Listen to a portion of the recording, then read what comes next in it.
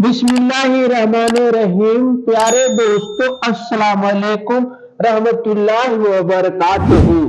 हजरत हसन बसरी रज़ियल्लाहु अन्हु की जिंदगी के 4 वाक़यात। हजरत हसन बसरी रज़ियल्लाहु अन्हु फरमाते हैं कि मुझे मेरी जिंदगी में 4 वाक़यात बहुत अजीब लगे।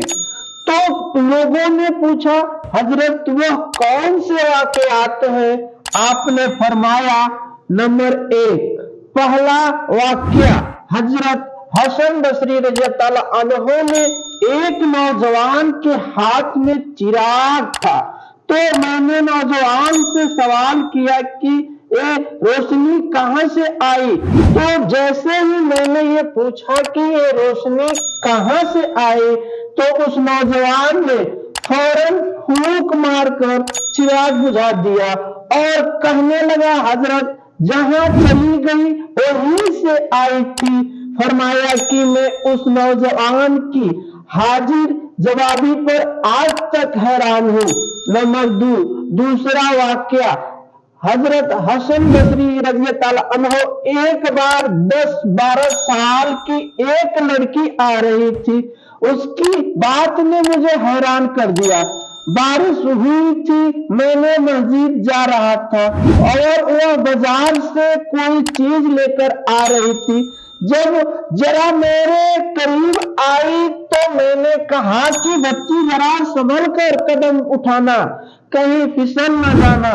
जब मैंने ये कहा तो उसने आगे से जवाब दिया, हजरत मैं फिसल गई तो मुझे नुकसान होगा, आप जरा संभल कर कदम उठाना, अगर आप फिसल गए तो कौम का क्या बनेगा।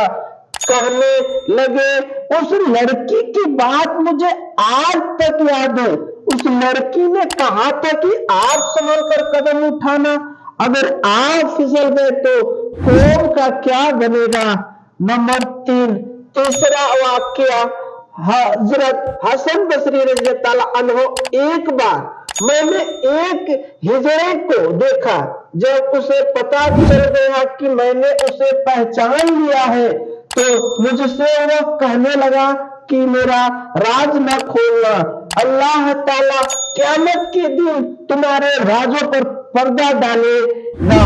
नंबर 4, चौथा वाकया, हजरत हसन बसरी रज़ियल्लाहु अन्हु एक आदमी नमाज पढ़ रहा था। उसके सामने से एक औरत रोती हुई खुले चेहरे खुले सर के साथ उसके आगे से गुजरी। जब उसने सलाम फेरा तो उस औरत पर बड़ा नाराज हुआ कि मैं नमाज पढ़ रहा था, मुझे शर्म नहीं आई, तुझे ध्यान नहीं, मेरे सर खुले चेहरे के साथ मेरे सामने से गुजर गई।